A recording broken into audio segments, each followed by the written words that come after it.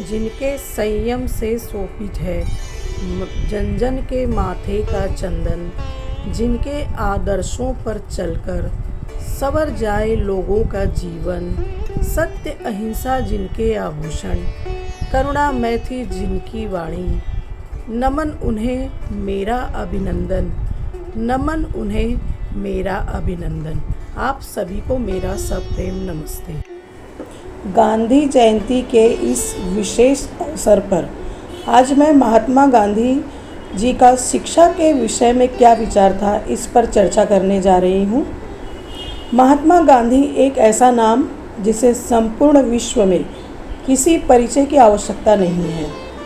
बहुआयामी प्रतिभा के धनी महात्मा गांधी ने न सिर्फ स्वाधीनता की लड़ाई लड़ी थी, बल्कि उन्होंने भारत में व्याप्त सभी समस्याओं के साथ भारतीय शिक्षा की समस्याओं पर भी सूक्ष्म एवं गहन अध्ययन किया था।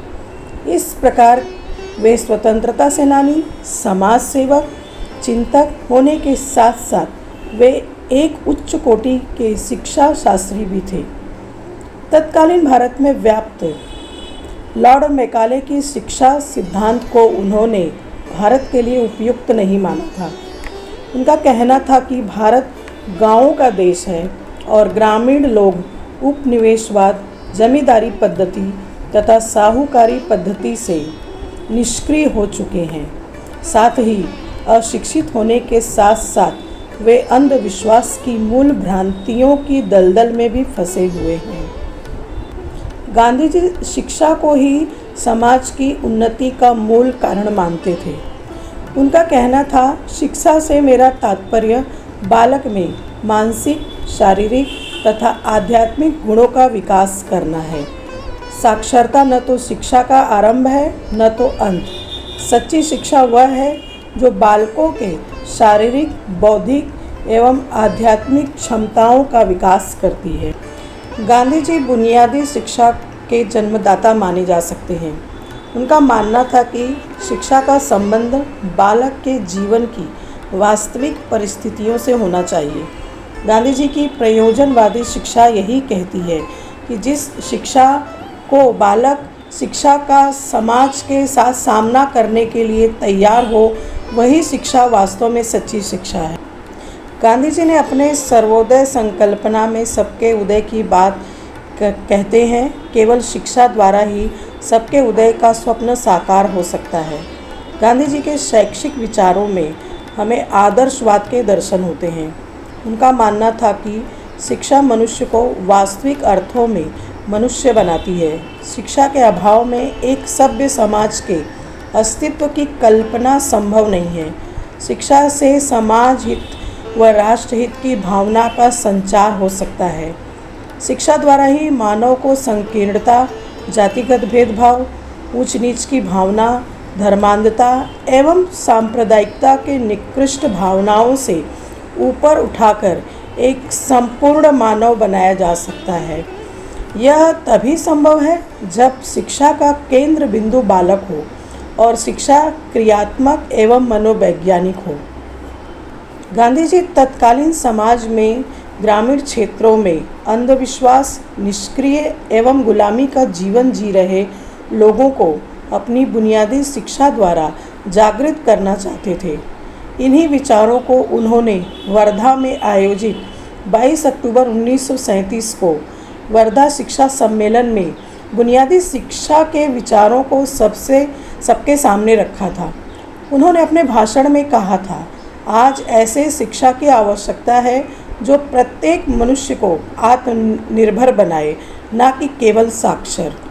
उन्होंने अपनी आत्मनिर्भरता का सिद्धांत का साधन केवल शिक्षा को ही बताया। उनका मानना था कि शिक्षा के पाठ्यक्रम में उपयोगिता के सिद्धांत को लागू किया जाए। शिक्षा में हम उन्हीं विषयों को स्थान दें जो आगे चलकर विद्यार्थी के लिए उपयोगी हो।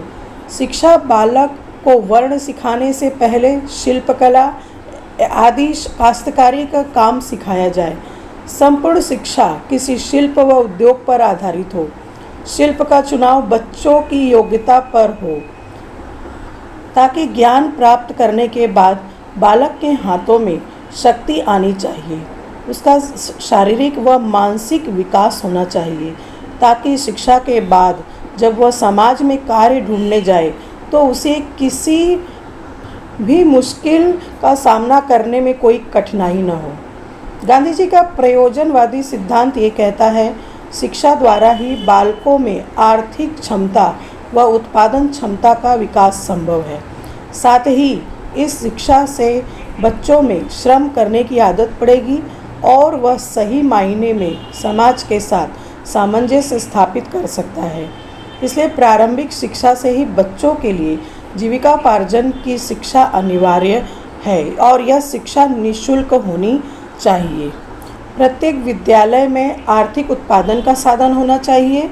बच्चों द्वारा निर्मित वस्तुओं का उपयोग और उसका आर्थिक लाभ विद्यालय को मिले, ताकि उससे वे बच्चों की शिक्षा की व्यवस्था कर सकें। गांधी जी ने वर्धा शिक्षा सम्मेलन में शिक्षा का समय भी निर्धारित किया था। विद्यालय में विद्यार्थी के शिक्षा का कुल समय 5.5 घंटे निर्धारित होना चाहिए। उसमें 3 घंटे 20 मिनट केवल बुनियादी शिक्षा या अर्थात जीविकापार्जन की क्रियाएं, जिसमें हस्तकला, शिल्पकला, कुटीर उद्योग से जुड़े कार्य सिखाए जाए, बच्चे कुछ आर्थिक उपलब्धियां भी प्राप्त कर सके। 3 घंटे 20 मिनट के बाद जो अतिरिक्त समय बचता है, उसमें बाकी समय अर्थात भाषा, गणित, विज्ञान आदि विषय सिखाए जाए। साथ ही खेल व मनोरंजन को भी शिक्षा में स्थान दिया जाए, जिससे शिक्षा बालक को बोझ न लगे। शिक्षा का माध्यम मातृभाषा होनी चाहिए, क्योंकि जब तक हम बच्चों की भाषा में ज्ञान नहीं देंगे तब तक बालक उसे आत्मसात नहीं कर सकता, क्योंकि बच्चा अपनी ही भाषा में चिंतन, मनन व कल्पना करता है। अगर हम किसी अपरिचित भाषा को शिक्षा का माध्यम बना देंगे तो बच्चा शिक्षा के प्रति सहज एवं सरल नहीं हो पाएगा। शिक्षा में स्वानुभव विधि द्वारा बच्चों को अधिक से अधिक बोलने का अवसर दिया जाना चाहिए। केवल शिक्षक ही बोलता रहे यह सही नहीं है। साथ ही कक्षा का वातावरण दमनात्मक न होकर प्रभावात्मक एवं मुक्त होना चाहिए, किंतु यह तभी संभव होगा जब शिक्षक का व्यक्तित्व प्रभावी एवं विनयशील होगा, क्योंकि विद्यार्थी पर माता पिता के बाद सबसे ज़्यादा प्रभाव शिक्षक का ही पड़ता है। गांधी जी ने स्वदेशी के मूल में शिक्षा को देखा था। सहिष्णुता, सदाचार, सर्वधर्म समभाव आदि मूल्यों से निर्मित एक संगठित राष्ट्र के निर्माण का स्वप्न अपनी बुनियादी शिक्षा द्वारा ही पूर्ण करना चाहते थे, ताकि भारत आत्मनिर्भर बनकर विकसित राष्ट्रों की श्रेणी में शामिल हो सके। धन्यवाद।